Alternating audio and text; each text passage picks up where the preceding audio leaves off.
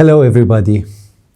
Welcome to the part B of our discussion, which is the 10th unit of this wonderful course that we are doing together, module 2.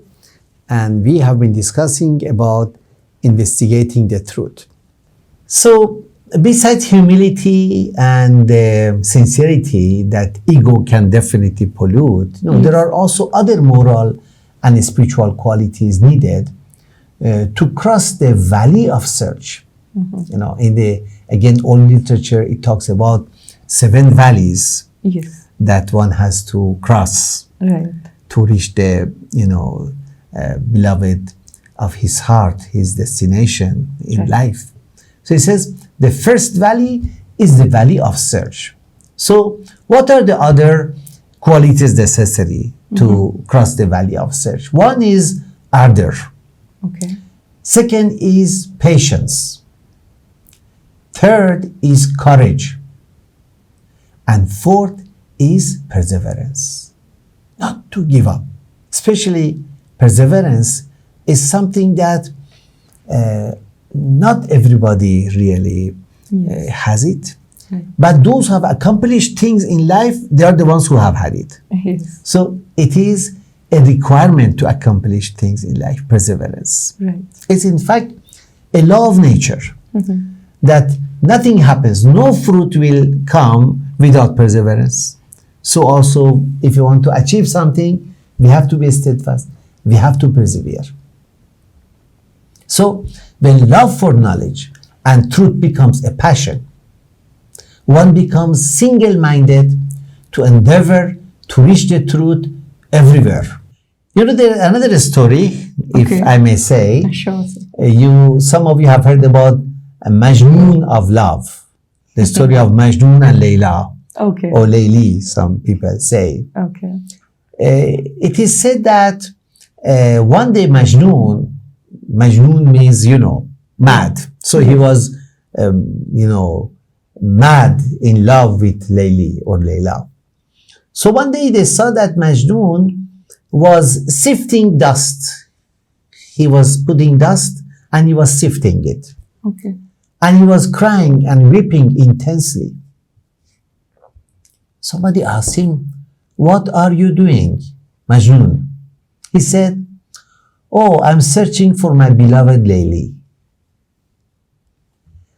They shouted at him and said, "What a grave mistake you are doing. Layli is of pure spirit, and you are searching for her in dust." Majnun smiled and said, "I seek her everywhere. By chance, I may find her somewhere." So that is the passion, that we seek knowledge everywhere. And there are several stories of well-known scientists who could not find answer to their quest, despite their investigation. But because of the intensity of their passion for truth, they found their answers in dreams. So interesting. Einstein's dreams resulted into the theory of relativity. Can you believe it? The greatest theory of the 20th century. Dmitry Mendeleev saw the periodic table in a dream. The basis of chemistry of today.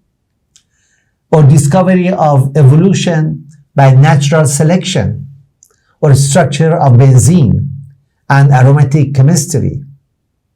Mathematical ideas, elliptic functions, and number theory, and more are among the discoveries that scientists made in their dreams. So let me ask the dear learners, please talk together and write examples of other scientific discoveries and inventions that man has made through dreams. You'll have 2 minutes time.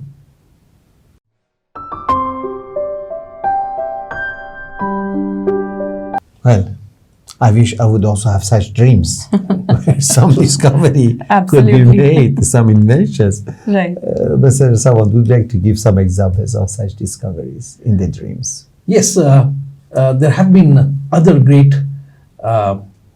inventors and highly intellectual people who have made stunning discoveries through dreams. Yes.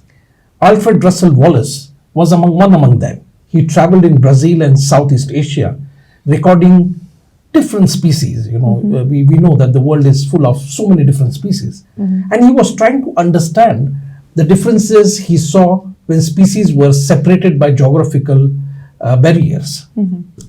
For years, he asked how new species could arise. He could find no answer. But in 1858, he had an extreme dream. Okay. In the shape of hallucinations caused by a tropical fever. Okay. Wow. And in that state of high fever, he found that the theory of evolution by natural selection had come to him. Okay. Wow.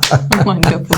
So we should welcome dreams and Dreams. welcome fevers, really, because that can lead to some Absolutely. discovery. Discovery.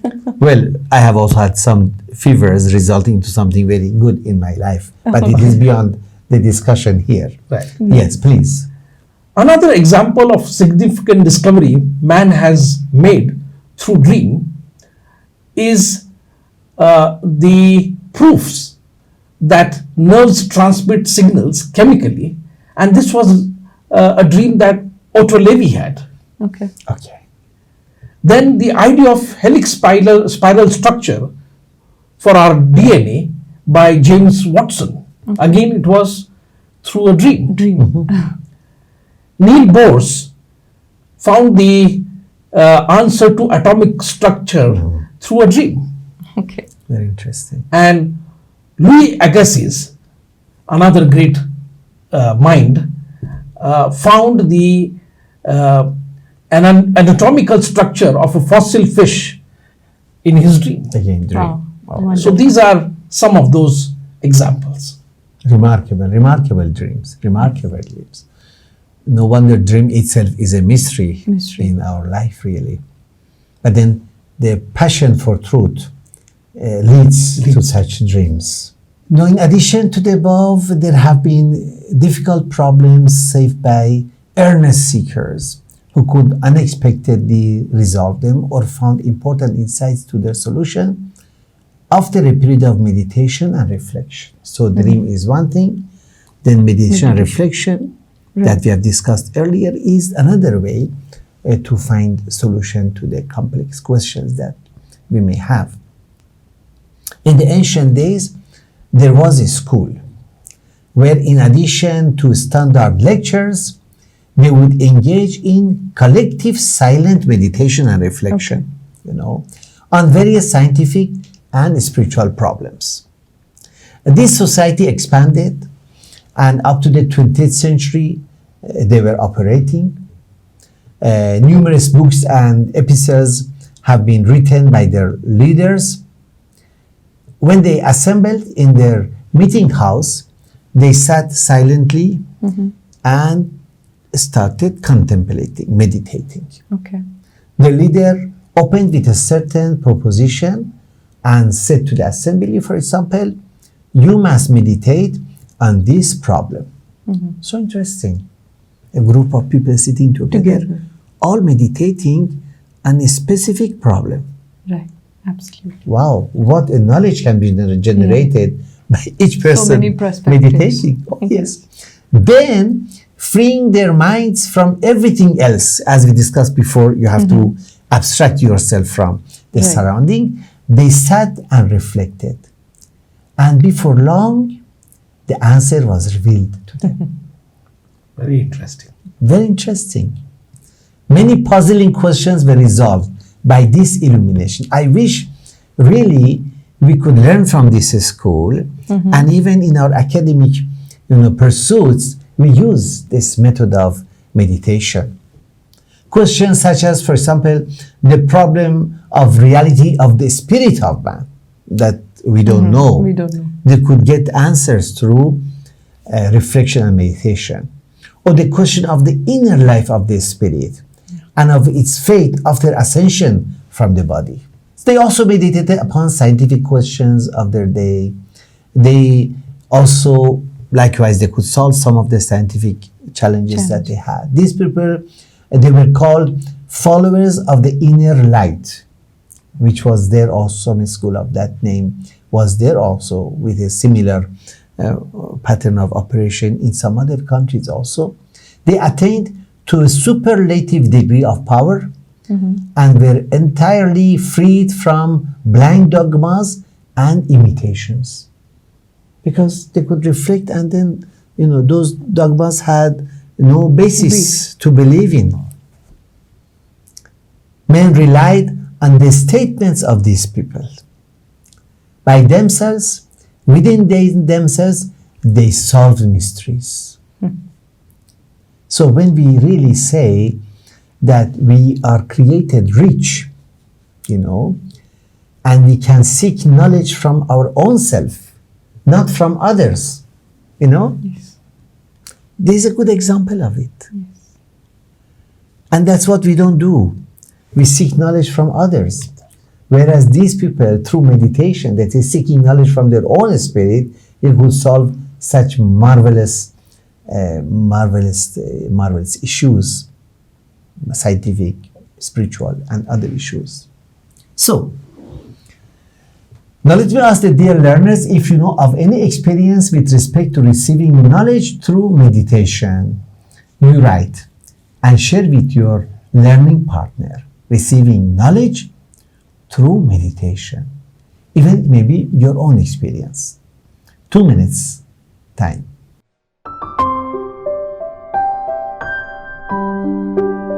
Okay, Mrs. Ali, yes, what has your meditation revealed to you? Right. Actually, after you asked that question, one very near and dear incident which has happened in my own life, Oh, really? I could think of that. Yeah. So, actually, at one point in time, I went through a great deal of uncertainty and anxiety while arriving at a decision regarding my commitment to our marriage, actually. So it was a great difficult times were there, and I had to think about lot of things which were happening around me, and everything was confusing. So then what I decided was I used to meditate a little, and whenever I used to meditate, I would actually think of a prayer, and then I would keep that prayer in my mind, and with the help of that prayer, I used to meditate. So then I decided that since I am not able to find proper solutions from anybody around me also, so that would be probably because I myself am going through that situation. Maybe it is possible that I will find certain solutions which I am unable to see otherwise.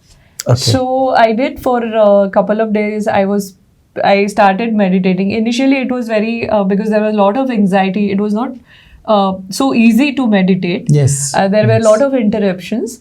But then slowly, after a few days, I started realizing that yes, I'm able to keep myself calm.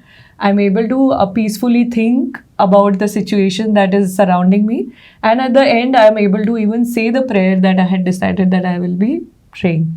And fortunately, I could come up with certain different solutions that could help me take those decisions properly, and also create that bondage in our marriage, basically. So it was then found, I could find that proper direction, that what immediate step that I can take, and with the help of that step, probably I could go ahead in life. Oh, wonderful. So this turned out to be very, personal, but very useful meditation for me. Of course. Wonderful. Very nice. Well, we know from our earlier discussions that all our senses and faculties, physical and non-physical, they are designed to help investigating and recognizing truth. So it's said that knowledge is a gift from above. Our rational soul and power of discovery is characteristics that is confined to human beings. It's not there. It's a capacity is not there in other creations. It's confined to us only. So to have thirst for knowledge should not be really limited to self-learning and acquisition of new learning only. It's our responsibility to exert effort with enthusiasm and eagerness to promote knowledge. As we said earlier, generate knowledge, acquire knowledge, and diffuse knowledge. Culture and sciences. So all these we need to promote, that others will also grow in learning and become learned, and in all the branches of learning, and also we are able to spread wisdom. This indeed is a special service that we should not miss.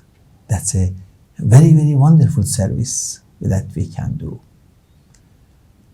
It can be as simple as, helping our juniors to learn even their school subjects. Right. If you are little more senior, we can help the juniors to learn the school subjects, for example. Or our investigations, our knowledge is to the extent that we can share something with our peers or even with those grown-ups. It's our deeds. It's through our deeds that we can distinguish ourselves from others. And of course, one great deed is diffusion of knowledge. Thank you very much for your wholehearted attention. See you again. Thank you. Thank you. Thank you.